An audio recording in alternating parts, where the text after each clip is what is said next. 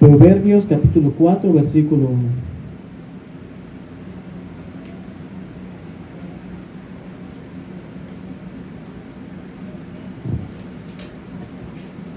Amén. Cuando lo tengan pueden decir amén, ¿verdad? Porque le demos inicio. Proverbios capítulo 4, versículo 1. Amén. Entonces le voy a pedir a mi esposa si se puede poner de pie y que lo lea en voz alta.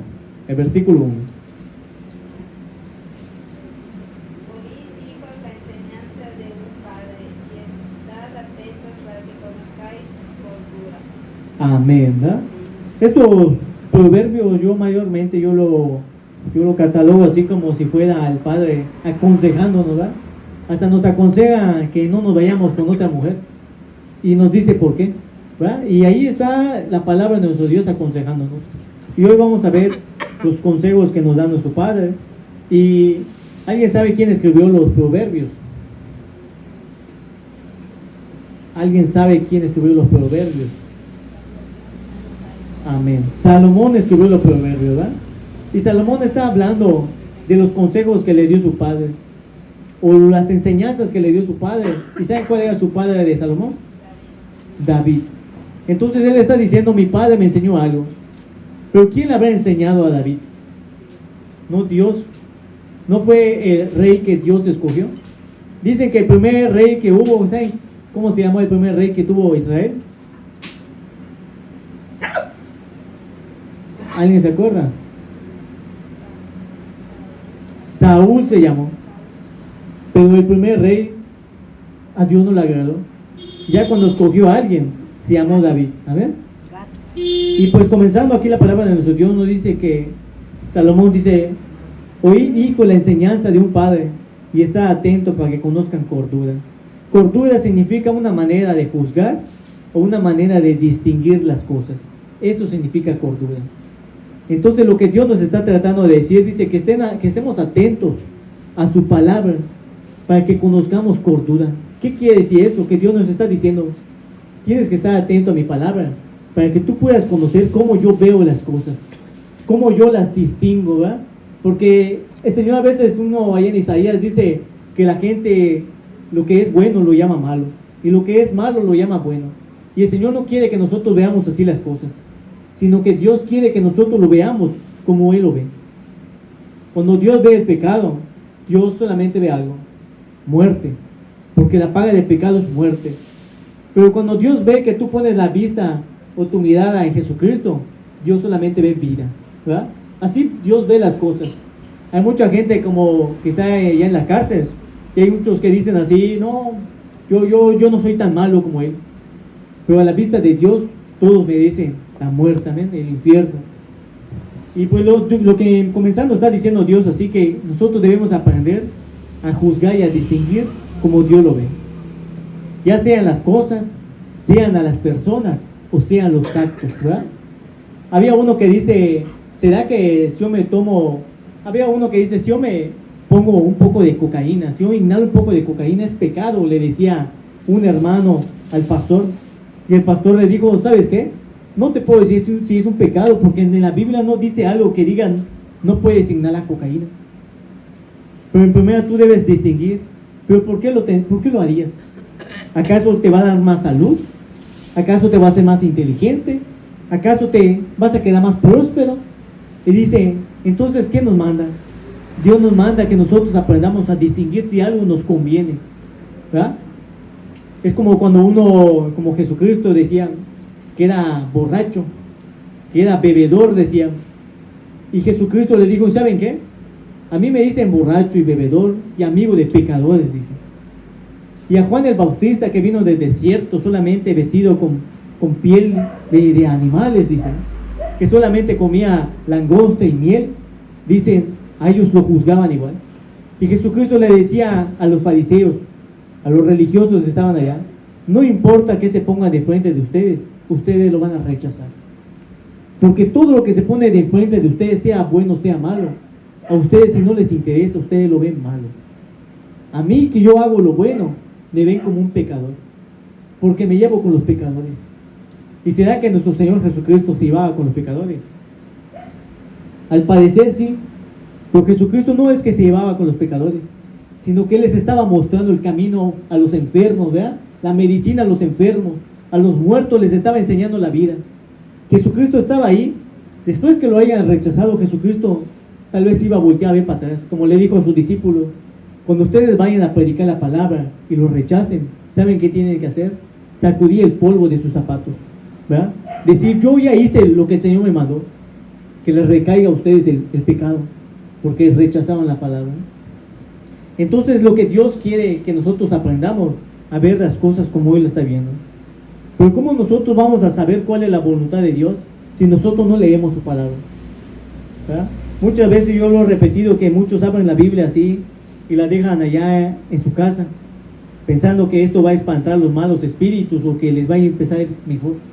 Y la verdad es que no, eso no tiene ningún efecto. El único efecto que puede tener la palabra de Dios es cuando tú la pones en práctica.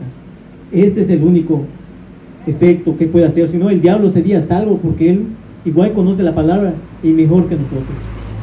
En el versículo número 2 dice así: porque yo doy buena enseñanza, dice la palabra de nuestro Dios. Y dice: y no desampares mi ley. Entonces el Señor lo que quiere que tú entiendas es que su palabra es buena. Aunque para ti sea mala, la palabra de Dios es buena. Cuando Dios dice así, el que en verdad, el que no sea capaz de dejar padre o madre o hijos, mejor ni me siga. Nosotros decimos así: entonces tengo que abandonar a mi familia. Si es así, yo no lo voy a hacer. Y el Señor dice así: por falta de conocimiento, tú no sabes o no entiendes lo que yo te estoy tratando de decir. Que si hace cuenta, como en este momento, hoy tal vez tuve que venir yo solo, porque no me quiso acompañar mi esposo, no me acompañó a mis hijos. Eso significa dejar tu padre o tu madre para venir a buscar la presencia de Dios, ¿verdad? No significa abandonarlos y decirlo: bueno, ustedes que hagan su vida, yo me voy con el Señor. Si ustedes no me quieren, yo abandono mi casa. Y la voluntad de Dios no es esa, sino que la voluntad de Dios es que lo pongamos a Él del principio, ¿verdad? Que sea el principal. Entonces Dios dice que no desamparemos su ley. ¿Pero qué significa la ley? ¿Ustedes qué creen que significa la ley? Ya veo que hay leyes humanas, como cuando estoy yendo en mi cochecito y veo allá un alto, ¿qué tengo que hacer? Hacer mi alto, ¿verdad? Y si veo que hay otro letrero que dice siga, sigo, ¿verdad? Hay leyes. Si yo violo esas leyes o no las respeto, me van a multar. Pero Dios no está hablando nada más de leyes humanas, sino que está hablando la ley de su palabra. Y lo que dice Dios, hazlo, hazlo. Y lo que te dice que no lo hagas, no lo hagas. Y Dios eso quiere, que nosotros no nos olvidemos de su ley. En el versículo 3 dice así: porque yo también fui hijo de mi padre, delicado y único delante de mi madre, decía Salomón. Entonces él está diciendo: lo que a mí me enseñaron, yo se los estoy enseñando. Y ustedes tienen que saber que la ley de Dios es buena. En el versículo 4: y él me enseñaba y me decía: retenga tu corazón mis razones, guarda mis mandamientos y vivirás. Si nosotros ya entendimos que razones significa que nosotros aprendamos a distinguir o a ver como Dios lo está viendo, entonces lo que Dios nos está diciendo, que nosotros guardemos esa enseñanza. Si Dios te está enseñando hoy que debes leer tu Biblia para que conozcas la voluntad de Dios, entonces nosotros eso debemos hacer. Amén. Pero había algo, esto que dice: guarda mis mandamientos y vivirás. Hubo un hombre que cumplió todo eso. Cumplió la palabra de Dios de pies a cabeza. ¿Y alguien sabe quién fue? El que cumplió todos los mandamientos. Todos los mandamientos cumplió. Ninguno falló. Le ponían tropiezo, pero nunca fallaba. ¿Alguien sabe quién es? ¿Ah? Job. Job. Sí, Job cometió un error. Solo un error tuvo Job, yo podría decir, porque su mujer, ¿se acuerdan que le decía: maldice a Dios porque te está yendo mal? Y Job no, prefirió maldecir su nacimiento. Y él dijo: no, maldito mi nacimiento, hubiera sido mejor que yo no nazca. Y él no entendía, y es cuando el Señor empieza a dialogar en Job y le empieza a decir: ¿tú qué sabes qué es lo que yo quiero hacer? ¿Cuándo estabas cuando yo puse los fundamentos de la tierra? Cuando yo le dije al mar: de aquí no te pases, ¿verdad? Entonces Job no fue perfecto, pero hubo alguien que sí: Jesucristo. Por eso Él vino a cumplir lo que nosotros no pudimos haber cumplido. Él lo vino a cumplir. Para que cuando Jesucristo sea crucificado ahí, Dios no solamente vea a su Hijo, sino que nos vea a nosotros y diga así: sus pecados de ustedes son pagados. ¿Por qué? Porque mi Hijo ha ocupado el lugar que ustedes debían ocupar, ¿verdad? Entonces, cuando la palabra dice esto, entonces nosotros podemos entender, cuando vemos a Jesucristo, o sea, cuando Jesucristo murió, se quedó en la tumba. No se quedó en la tumba. Él resucitó. ¿Y por qué resucitó? Porque la palabra claramente nos dice que el que guarda la palabra de Dios vivirá. ¿Y cuál fue la promesa luego de Jesucristo? Después que había resucitado: si creen en mí, aunque estén muertos, vivirán, ¿verdad? Entonces esa es la palabra de nuestro Dios. Pues nosotros debemos aprender cuál es la voluntad. Vamos a ver qué nos sigue diciendo la palabra de nuestro Dios en el 5. Adquiere sabiduría, adquiere inteligencia. No te olvides ni te apartes de las razones de mi boca. No las dejes y ellas te guardarán. Ámala y te conservarán. Amén. Entonces lo que el Señor quiere que nosotros aprendamos la sabiduría. La sabiduría, ¿qué es? Es el conocimiento. Entonces, si algo quiere Dios, que nosotros tengamos conocimiento de su palabra, ¿verdad? ¿Se acuerdan que hay un versículo que dice así que mi pueblo fue vencido por falta de conocimiento? Pero dice el Señor, ellos desecharon el conocimiento, porque mi palabra ahí estaba. Entonces nosotros podemos llenarnos de aquel conocimiento. ¿Pero cómo? Solamente a través de la palabra de Dios. Nosotros podemos ver tal vez a muchos pastores que dicen así: ¿saben qué? Pásate acá adelante, quieres recibir el Espíritu Santo. Y tal vez te impongan las manos y te empiezan a decir: yo veo. Y tal vez hayan pastores tal vez que hacen mucho show. Pero lo que Dios quiere, Dios no quiere que tú te fascines con venir tal vez a escuchar el mensaje y que te motives. Dios no quiere que tú te vayas a tu casa feliz y digas así: hoy me dijeron que voy a prosperar, hoy me dijeron que la enfermedad se va a ir. Sino que Dios dice así: yo quiero que tú te llenes de mi conocimiento, para que en el día de mañana que algo te esté yendo mal, tú digas: bueno, yo conocía a un tal Job que le estaba yendo mal, y después el Señor tenía algo planeado. Pero antes de todo eso había una voluntad, ¿verdad? La voluntad de Dios que se tenía que cumplir. Entonces nosotros debemos adquirir ese conocimiento, para que cuando alguien venga y te diga: oye, ¿sabes qué? Si haces una oración hoy y le entregas tu vida a Cristo, vas a ser salvo. Y tú le digas: no, una oración no va a bastar. Tiene que ser mi vida rendida a los pies del Señor. Tiene que ser una vida que cuando yo despierte, lo único que yo quiera es darle las gracias al Señor y pedirle que su presencia esté conmigo hoy. Como decía la hermana: esfuérzate y sé valiente. No temas ni desmayes. Esa es la voluntad de Dios. Que cuando tú te despiertes y estés acobardado, que tú no temas. Pero que tú no temas, ¿pero por qué? Porque tengo mucho dinero en el banco. Porque todos estamos bien de salud. Por eso no tengo que temer. La palabra de Dios dice: no temas, porque yo estoy contigo. Tú no tienes que temer porque tal vez porque está viniendo el ciclón y tu casa es de concreto y ves que hay una de lámina allá.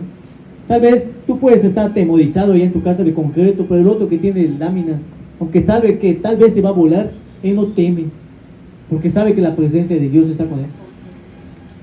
Entonces es lo que nosotros debemos adquirir, el conocimiento, para que nosotros pensemos que tal vez muchos van a decir: si tú ofrendas mucho, si tú das el diezmo, si tú das tu casa, si tú das todo esto, tú te estás ganando la salvación. Uno cuando adquiere el conocimiento de Dios, uno dice: ¿saben qué? No hay nada que yo pueda hacer para comprar mi salvación. No hay nada que yo pueda dar para recibir el Espíritu Santo de Dios. ¿Pero por qué? Porque yo sé que solamente basta que yo crea, para que yo reciba aquel sello del Espíritu Santo y Dios pueda apuntar mi nombre en el libro de la vida. No hay nada que yo pueda hacer. Si lo demás que yo hago no es para comprar mi salvación, sino porque estoy agradecido con el Señor. Y a veces cuando nos topemos con aquellos pastores que nos van a venir a decir: ¿sabes qué? Dios me dijo, hermanita, que si tú das esto, Dios te va a dar el doble. Tú vas a decir: no. A mí Dios me dijo que el que da de corazón alegre, Dios ahí se ama. Ama al dador alegre. No es que lo bendiga, lo ama. Eso dice la palabra de nuestro Dios. Pero eso es cuando uno tiene conocimiento. Que uno va a pasar tal vez feliz a dar su ofrenda y va a pensar que mientras más dé, más le va a dar el Señor. Y el Señor dice así: por eso vas a ser vencido. Por eso vas a ser tentado por Satanás o por los demonios. Porque te van a empezar a decir: ¿dónde está tu Dios si te está pasando esto? Pues cuando venga Satanás a decirme dónde está mi Dios, yo le voy a decir: pues Él está en su trono. Y ahí está bien. Se mueva la tierra, se destruye, Él va a permanecer en su trono. Y cuando yo muera, yo sé que Él me va a llevar a su presencia. Eso es lo único que yo debo saber. Debo confiar en Él. Entonces, es lo que Dios quiere que nosotros conozcamos, para que nosotros no seamos vencidos, para que en el día de mañana tú no te des la media vuelta y le digas adiós al Señor, o no le digas al Señor: ¿por qué haces esto? Sino que nosotros le digamos: Señor, yo no sé por qué lo haces, y tú lo sabrás, yo solamente tengo que esperar. Amén. Vamos a ver qué dice en el versículo 7. Sabiduría ante todo, adquiere sabiduría, y sobre todas tus posesiones adquiere inteligencia. Entonces, si nosotros ya sabemos que la sabiduría es el conocimiento, entonces nosotros debemos saber qué es el conocimiento y qué es la inteligencia, porque son dos cosas diferentes. Y Dios nos dice: sobre todas las cosas adquiere sabiduría, y después inteligencia. La sabiduría o el conocimiento, alguien podría poner un ejemplo, o tal vez diga: yo pienso, hermano, que esto es conocimiento. ¿Alguien tal vez tiene idea de qué es el conocimiento? Bueno, el conocimiento, ya vieron cuando viene el ciclón. Tal vez a muchos, cuando ya le ha tocado 1, 2, 3 ciclones, uno ya sabe cómo se pone la cosa. Uno ya sabe que tiene que amarrar su tinglado, sus láminas. Uno ya sabe que tiene que comprar ya sus huevos, o si a muchos tal vez les gusta su sopa Nissin, almacenan allá. Muchos ya vieron cómo se llena el súper, porque uno ya sabe qué ocurre cuando hay un ciclón. Y ese es el conocimiento. El conocimiento es cuando nosotros aprendemos a saber qué es lo que sucede en la situación, o tal vez en nuestra vida. ¿Y la inteligencia qué es?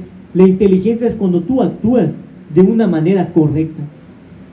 Les voy a poner este ejemplo para que se entienda un poco más. Viene el ciclón. A mí ya me había pegado un ciclón. Yo ya sé qué es lo que pasa. La inteligencia, ¿cómo va a actuar? En mis decisiones.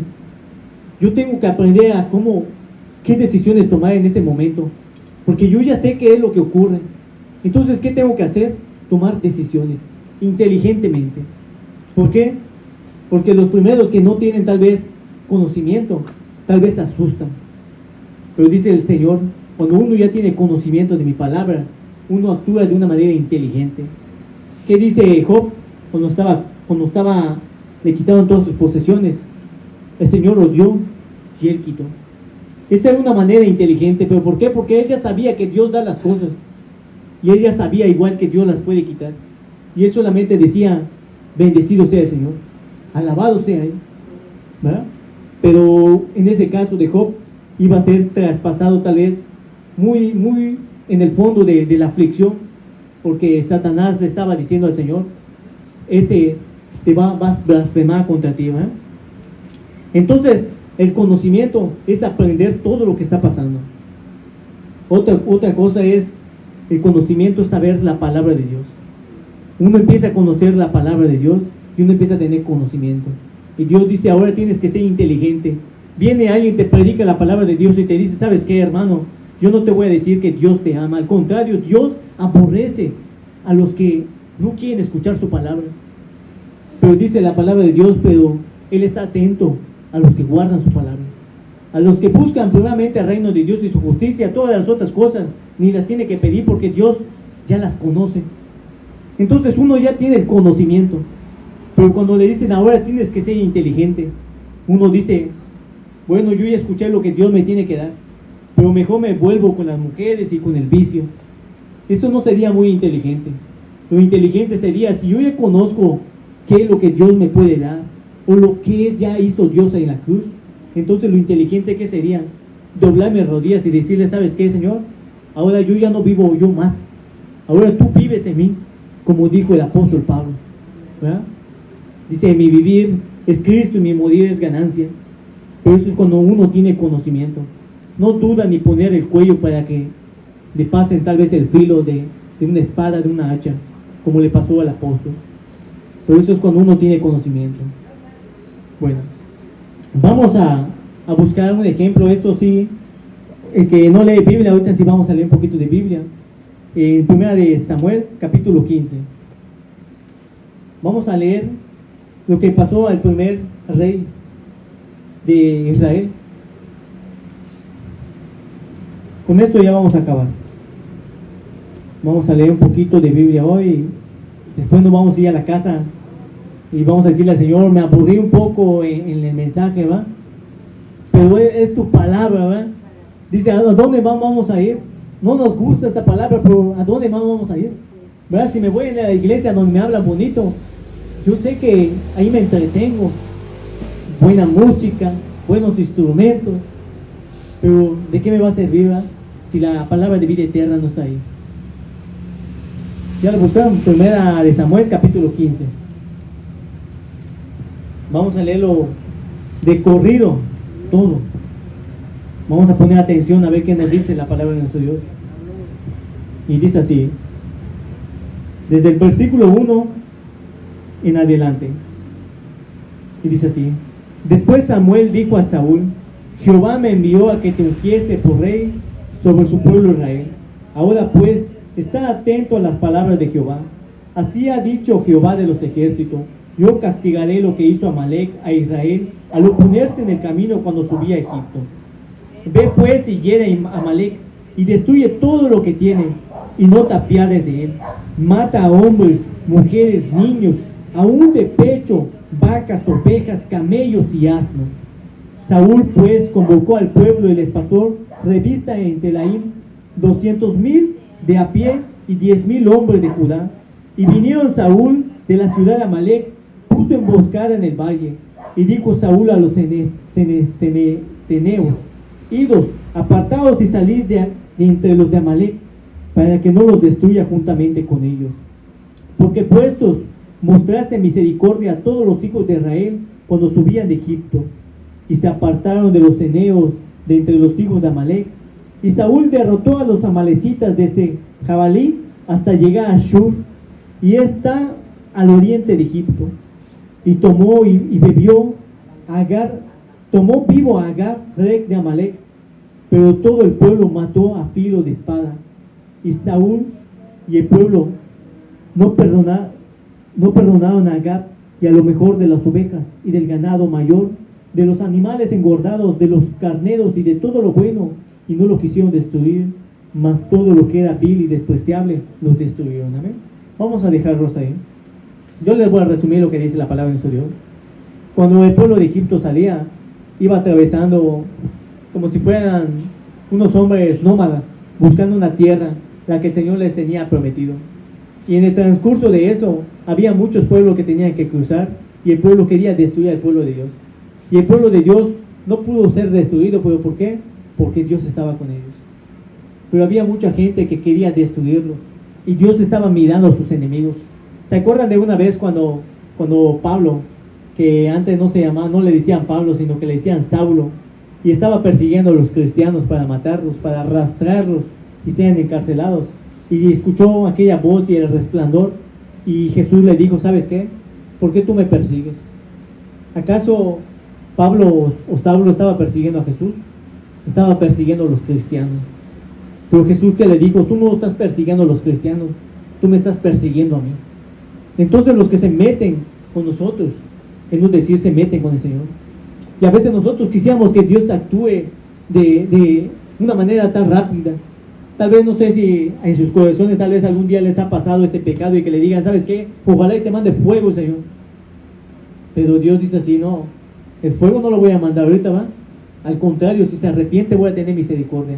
Y si no se arrepiente, ese es mi enemigo. Y un día van a recibir su castigo en el fuego. Entonces lo que pasó con el pueblo de Israel, que hubo un rey que se llamaba Agag. Y el Señor le mandó por medio de un profeta llamado Samuel y le dijo, ¿sabes qué? Tú ya eres rey de Israel, pero el Señor tiene una misión para ti, tienes que cumplirla. Ve y destruye aquella ciudad, aquella tierra que un día se metieron conmigo y con mi pueblo. Y el Señor, ¿cuál era el decreto que le mandó? o la voluntad de Dios, mata todo. Era matar hombres, mujeres, niños, aún los bebés de pecho era matarlos, ovejas, ganado, acabar con todo. Esto lo digo que en la clase pasada cuando yo les dije, ¿qué pasa cuando nosotros escuchamos que Dios está matando niños? Nosotros decimos, a ese Dios estoy alabando. ¿Dónde acabó el Dios bueno? No, Él es un Dios justo. Y a veces nosotros no entendemos por qué Dios actúa de alguna forma. Pero nosotros sabemos que los niños, si se mueren, ¿dónde se van a ir?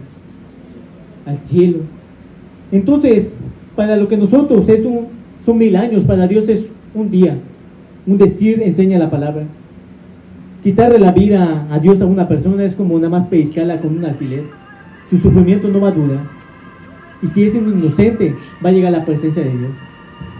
Hay algo que yo les voy a decir esto para que piensen que no, para que ustedes entiendan que Dios no es un Dios malo. En el versículo 18 dice, y Jehová te envió a la misión y dijo, ve y destruye a los pecadores. Y la paga del pecado, ¿cuál es? La muerte. Entonces Dios no estaba haciendo ninguna injusticia. Le estaba dando a la gente lo que merecía, ¿verdad? Dios no hizo ninguna injusticia. Los niños que murieron, el Señor los recibió en su cielo. Amén. No tenían pecado. Entonces Dios es un Dios bueno, un Dios fuego consumidor y un Dios de justicia. Pero ¿qué hizo? ¿Cuál es el error que hizo Saúl? Porque después que Saúl desobedeció, el Señor le dijo, ¿sabes qué? Tú ya no vas a ser el rey de Israel. Ahora yo voy a escoger a alguien más. ¿Alguien sabe cuál era el error que cometió Saúl? ¿O qué hizo Saúl? Porque él desobedeció, pero ¿qué hizo? ¿Alguien sabe qué hizo? ¿Qué hizo? Bueno, tienen que leer la Biblia, ¿vieron? Por eso la palabra de Dios dice, tienen que tener conocimiento. Este conocimiento solamente la podemos comprender a través de la palabra. Lo que hizo Saúl, dijo así, que él mató lo que él vio malo. Pero lo que él veía que era algo bueno, él lo dejó vivir. ¿Y a quién dejó vivir? Al rey de esa ciudad. Cuando el Señor le había dicho, mata a todos. ¿Y qué hizo? Que los ganados y las ovejas gordas las agarró y dijo, no, esto se ve bueno. Esto se ve bueno y esto me puede servir. Y esto se ve malo. ¿Vieron que Saúl estaba haciendo un juicio él? Cuando el Señor nos manda a nosotros, que leímos en Proverbios, que dice que nosotros veamos las cosas como Dios las ve y que nosotros no las veamos como nosotros creemos que están bien.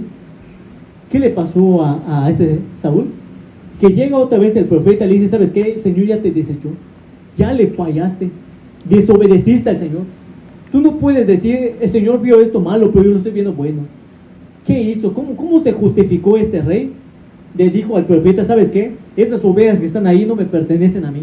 Le pertenecen al Señor. Porque le van a servir para el sacrificio y la vamos a ofrendar para Él. ¿Y qué le dijo el profeta? ¿Acaso Dios necesita esto? ¿Acaso Dios se agrada de lo que tus manos le puedan dar, de tus diezmos, de tus ofrendas? ¿Acaso Dios le agrada eso? No. Dios lo que quiere es que tú obedezcas. Que si tú tienes que perdonarte, que perdones. Además hay una palabra que dice allá en el Nuevo Testamento que Jesús enseñó. Y si tú tienes algo que darle de ofrenda al Señor, o diezmo, lo que tú le quieras dar. Dice, si tú tienes algo en contra de alguien, deja esto acá en el altar y ve y reconcíliate. Y ya después me lo vienes a dar. Porque a mí no me importa tanto el oro, ni las ofrendas, ni nada. Yo quiero que tú estés a cuenta conmigo, ¿no? Es lo que uno debe buscar. Pero Saúl no, dijo, ¿sabes qué? Esas ovejas allá, ¿por qué me estás diciendo si son para el Señor? Y él le dijo, no, Dios no quiere esto. Yo quería que tú lo obedezcas. Pero ¿por qué le pasó esto a este rey? Porque no tuvo conocimiento.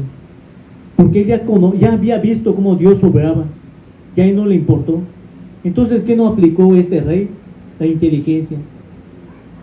Actuar de una manera correcta. Él actuó de una manera que él pensó que era la correcta. Pero ya ven que cuando nosotros nos salimos de la palabra de nuestro Dios, a Dios no le agrada. Ahorita si nosotros no caímos fulminados en este momento, es por la misericordia de Dios. Porque aún tiene paciencia, Señor. Por eso muchos se van, muchos vienen. Y el Señor no los desecha. El Señor al contrario dice que se pone feliz. Le agrada ver que la gente vuelve otra vez a los pies. Pero Señor, la voluntad de Dios es que tú no te vayas haciendo tu voluntad, sino que tú te vayas queriendo hacer la voluntad de Dios, que si ya escuchaste la palabra de Dios, que tú la quieras poner en práctica. Hay muchos que les gusta que la palabra de Dios les dé un poquito de cosquitas en el oído, y el Señor que nos dice, que tú no te vayas feliz habiendo escuchado la palabra de Dios en tu casa. Así, a tu casa no te vayas feliz, que tú digas, tú ya la ve al Señor. Dice el Señor, solamente así te estás engañando. Ponla en práctica, ¿verdad? Esta palabra, no sé, hasta a mí a veces, hermano, me da un poco de flojera, se podría decir, leer. A veces hasta me empieza a dar sueño cuando leo la palabra de Dios. Pero la voluntad de Dios no es que yo la lea feliz y que yo esté pataleando, sino que Dios quiere que yo me esfuerce, que yo no me dé por vencido, que yo recuerde que Dios está conmigo, aunque yo me esté abostezando. Pero Dios quiere que yo siga esforzándome. Dios no te dice que tú vas a entrar feliz en el cielo, ¿no? Al contrario, Dios dice que tienes que cargar una cruz, ¿verdad? ¿Quién le gusta escuchar eso, va? A nadie. Pero es lo único que nos va a dar vida, haciendo la voluntad de Dios. Nosotros ya conocemos esta historia, tal vez, de este rey. Fue desechado. Quiso matar inclusive al nuevo rey. ¿Y qué le dijo el profeta? ¿Sabes qué? Dios ya te cambió y por alguien mejor. Pero ¿qué hubiera pasado si el rey hubiera hecho la voluntad de Dios o lo hubiera obedecido? Las cosas hubieran sido diferentes, ¿verdad? Pero Dios, ¿qué hizo? Buscó a alguien conforme a su corazón. De un corazón que sepa perdonar. No un corazón que no peque. Porque ese David, ¿se acuerdan cuál fue su pecado grande que hizo? ¿Alguien se acuerda cuál fue el pecado de David? Y Dios lo perdonó, pero no perdonó a su hijo. Que mató a una soldada para quedarse con su mujer. Amén. Él teniendo muchas, tal vez a su mujer, y tenía concubinas, en ese entonces se podía tener, él miró a una mujer que no le pertenecía. Y aquel hombre solamente era lo más valioso que tenía su mujer, y se la quitó. Y después lo puso al frente de la batalla para que muera. El Señor lo perdonó porque él se arrepintió de corazón. Se arrepintió de corazón, hermano. Como muchas veces nosotros hemos pecado. Se arrepiente de corazón y Dios los perdona. Pero a veces tiene consecuencias nuestro pecado. A veces cuando alguien ya ha sido borracho y le pide perdón a Dios y viene acá para que su esposa regrese, el Señor te dice, ¿sabes qué? Yo te puedo perdonar, pero no puedo hacer que tu esposa regrese. Porque tu pecado tiene consecuencias. Yo puedo darle la oportunidad, te puedo dar la oportunidad de que tú la vuelvas a enamorar, que tú puedas volver a ganar a tu familia. Pero tú tienes que tener en cuenta que tus pecados tienen consecuencias. Las heridas dejan cicatriz, sanan, pero dejan cicatriz. Y es lo que el Señor quiere que nosotros entendamos. Amén. Si nosotros estamos aquí en este momento, porque aún tenemos una oportunidad.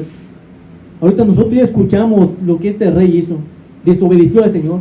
Ya escuchamos al principio los proverbios que dio el Señor, los consejos. Que nosotros aprendamos, que tengamos el conocimiento de su palabra y que después tomemos buenas decisiones, que seamos inteligentes. Lo más inteligente que uno puede hacer, agarrarse de los pies del Señor y no soltarlo jamás.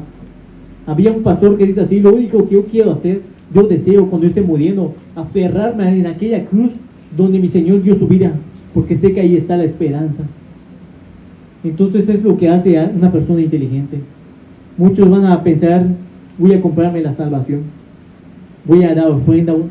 El Señor dice, no, cree en mí y aunque estés muerto vivirás, ¿verdad? Por eso es cuando uno tiene el conocimiento del Señor, aplica y es inteligente y dice, ¿saben qué? Lo demás yo lo voy a hacer, pero por obediencia. Y no me importa lo que el Señor me pueda dar, solamente quiero darle mi vida. ¿Amén? Entonces, en el versículo 8, no lo busquen, hermano, se lo voy a leer cuando estamos allá leyendo en Proverbios. Dice que el conocimiento, dice, engrandécela y ella te va a engrandecer. Dice, ella te honrará cuando tú la hayas abrazado. Entonces, ¿qué quiere decir? Cuando tú abraces la palabra de Dios, vas a empezar a ver cambios. No te vas a volver rico. La enfermedad tal vez no se va a ir, pero vas a empezar a ver cambios. Porque cuando veías que los problemas estaban ahí, tú vas a sentirte fuerte. Vas a tener confianza en el Señor.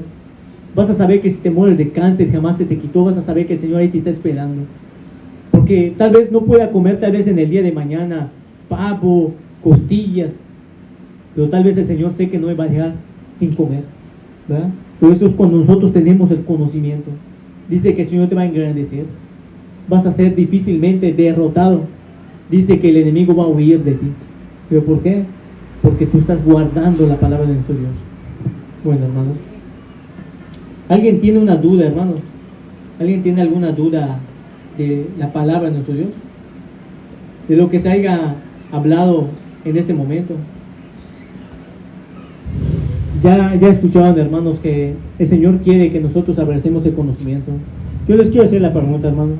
¿Quiénes están dispuestos a decirle, sabes qué, Señor? Yo me comprometo a esforzarme cada vez más y leer tu palabra, aunque sea una vez al día, porque ya escuché que solamente así voy a poder saber cómo puedo yo actuar, cómo yo puedo actuar de una manera inteligente. ¿Ver? Yo, hermanos, yo les digo, lean la Biblia en su casa, acérquense a la palabra de nuestro Dios. Yo les puedo decir, hermanos, ¿saben qué? Esto de tal vez la palabra de Dios es un poco aburrida a veces, porque ya vieron cuánta gente se iba cuando el Señor predicaba. Decían que lo querían hasta tirar, lo querían apedrear, lo terminaron crucificando. Pero aquellos que escuchan la palabra de Dios la ponen en práctica, ¿ver? Y esta palabra de Dios no es para entretenernos, no es para que te haga feliz, es para que te dé gozo en tu espíritu, porque es la que te va a dar vida eterna. ¿Amén? Hermanos, espero que se haya podido entender un poco la palabra de nuestro Dios. Es como ustedes tal vez no son perfectos, ni yo soy perfecto, ni siquiera soy el mejor predicador.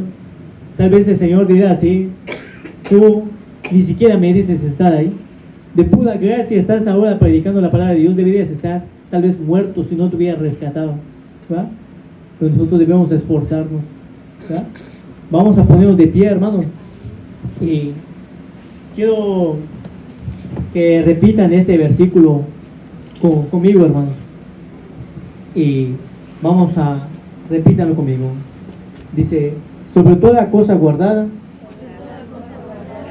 guarda tu corazón, porque de él mana la vida. El corazón es tu mente. No, hermano, eso no le van a repetir, pero todos les digo, el corazón es la mente, ¿eh? El Señor quiere que nosotros guardemos nuestro corazón o nuestra mente. ¿Pero por qué? Porque si nosotros empezamos a tener malos pensamientos, dice que todo se va a contaminar.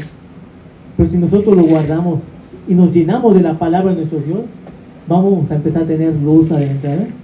Por eso el Señor dice, sobre todas las cosas, dice, guarda tu corazón. Amén.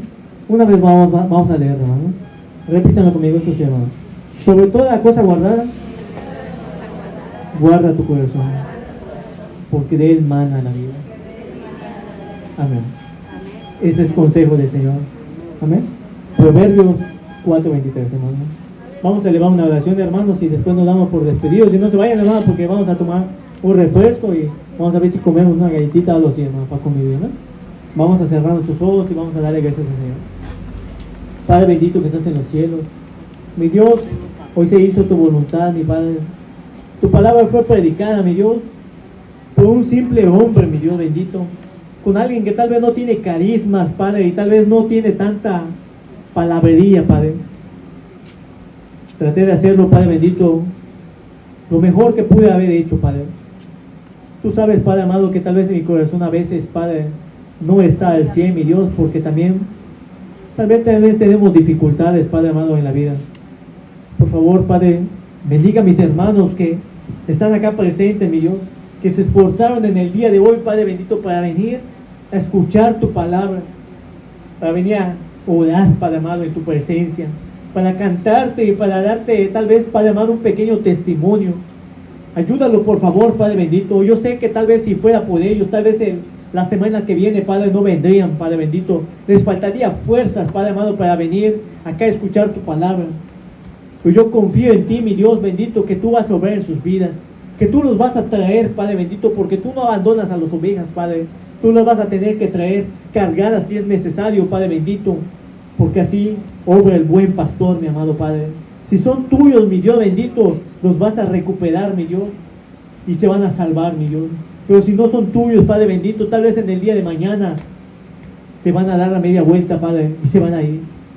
Pero si son tuyos, Padre, si tú has comenzado la obra, tú la vas a acabar, mi amado Padre.